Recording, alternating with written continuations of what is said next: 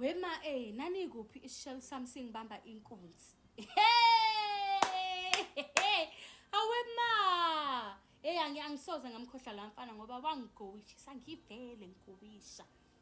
Givele it was umgowo after umgowo that year 2024. Guys, I'm sharing the story time because I'm hoping someone knows this guy. Ubon Tombela, guys. And ngizoyenza in 2 parts because it's quite lengthy. Anyways, how do I meet this guy? Ukuthi izifike la angibamba khona inkunzi. I met this guy, ngibuye mall nosiswami nomngani wakhe. Ngihamba nosiswami nomngani wasiswami sibayi 3 yabo. Angazi why that day we did not Uber home or start it takes 10 rand, guys. Uber was going to be around 40 bucks. It takes 30 rand, you know. Angazi, guys, but we decided good to know, let's walk home. I don't walk, guys. Ha! Nansi imoto evedane yama phambi kwethu. Yami imoto phambi kwethu ilama thotha lawe eUber lawa vela dume ngokubamba abantu inkunzi. Angazi sasingabaleka ingani, guys. I don't know why we didn't run for our lives because like iToyota lebamba inkunzi eThekwini, well everywhere, you know. Anyways, these 2 guys cuz babe yi2 emotweni besibuza how girls niyapha no siyala ngaphezulu intuzo makasini. Oh okay, sicela ukundrop. Angazi savuma kanjani. Angazi. But anyways, nangempela ke yabo bebe neqiniso basibeke endlini. But on our way bes invite kwi braai bethi no they have a braai later. Ngingazi ukuthi babefuna ukuyosibamba inkunzi sonke yini. Ubontombela nomngani wakhe ngizolokho ngilisha igama lakhe. I hope there's someone who knows this guy, guys. Also, I think he's in construction as well because he kept on posting himself because there was a week where we actually spoke and he was posting himself emsebenzini, I think, because why go my overall lawa okuba ku construction yana so yabo. So I don't know why I did not screenshot. But also, guys, if you are getting to know someone, akufiki ukuthi it's screenshot ithombe zakhe. It's like akufiki, guys, you know. Anyways, see, ngimtshele this guy we won't be able to attend ibraai yakho because it says Pomilo already, and my mom does not appreciate abantu abantandayo. When uhamba mamolo, uhamba mabraai, no. Yabona nje ilanga lakho fanele ube strategic ukuthi yabo uphuma once wenze zonke izinto ofanele uzenze maso yabuye endlini once. Ngamele ubuye late wenze yonke into yenzayo maso yabuye kunokuthi uyangena uyaphuma. Anyways, athi Sharp, can I just take your numbers and then we'll see ukuthi sizochilla nini ke. Sharp nangempela ke yathatha ama number amukai asijophe endlini ahambe. We chatting during the week. Guys, let me do it part 2 because yabo uthi isiyinde. So part 2 on. Okay guys, part 2 of how isishell samsang bamba inkunzi. Anyways, guys, so look, is chat ke mina nalo bhuti during the course of the week yabo. Kube khona a sense of ukuthi sesiyazana kancane yabo because we are chatting throughout the week. And naye ulokhu uyazipost, and guys akufiki kumina ukuthi screenshot ithombe zabhuti, like phela he's not my boyfriend at the end of the day yabo. And ugayi uyazipost esemsebenzini econstruction wherever lapha asebenza khona, but wayigqoka ama rompa lawa econstruction yabo nama over nama those reflector whatevers. Anyways, so I was going through so much, guys. I was going through so much. I had just lost my job over something very silly. And I was feeling like they didn't give me grace, you know. But anyways, I told my mom, can I please take you a salon? And I was like, no, ngiyabo ngishawa umoya.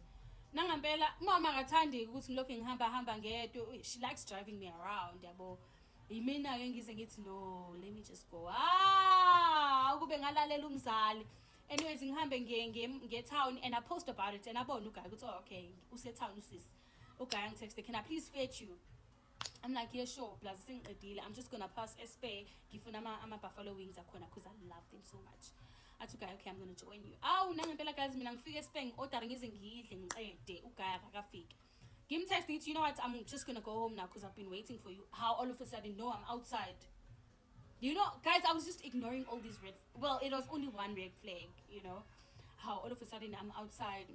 Mangiphuma uhamba nomngani wakhe. Wayethusa umngani wakhe. Wayethusa kufanele ngibone ukuthi hayi ngiyobanjwa inkunzi ngempela. Yeah, now Ubo, like he's in between, like he's caramelish, like not too light, not too dark. He's in between the 2 shades, yabo. Nambela Ubo how can we just go chill before you go home? How many hours do you have? I'm like, Tunyana. I took her, I'm into chill. How guys, Pine Town. Let's look at Sambil. All of a sudden, Zilokhi up, I'm a windy pencil. Like a winner beach. I don't want to say it again. I don't, hey. Like a sphere.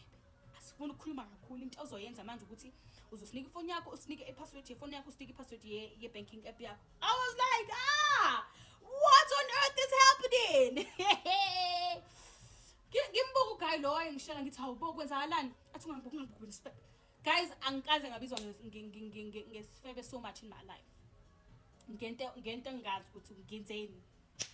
Guys, overall ubontombela nomngane akhe bangibamba inkunzi guys bethatha iPhone 14 Pro yami engangiyithenge guys ngeimali zami zokugcina and banginika 100 rand ukuthi ngigibele guys because bathatha everything that was like imali kumina bathatha yonke into bangishela imali yokugibela 100 rand. Shall sami njalo. Yabona guys, sometimes men will think that women are just mean, and sometimes we're also trying to protect ourselves because nakho-ke manje ngabambeka inkunzi mina. Anyways, sharp. Yabona ubontombela la khona uma uthi uyayibona le video enkulunkulu sazodila nawe wena. Yabona wena. Ngiyakutshela. Hello Mzansi, welcome to Mgosi Wasemzansi. If today is your first time visiting this channel, please do the right thing and click the subscribe button. Hayibo guys, tigebengu tine nqumbi endlela leti ntshontshelanga ngato bantu tinto. Thina sijwayele tigebengu ukuthi siyofike sikuthola endleleni sithi hayibo segwena lethi phone. Hayibo tigebengu tanyalo owalisindi njalo. Tigebengu tanyalo setiyakushela umuntu engathi uyakufuna be-adi kahle ukuthi akakufuni.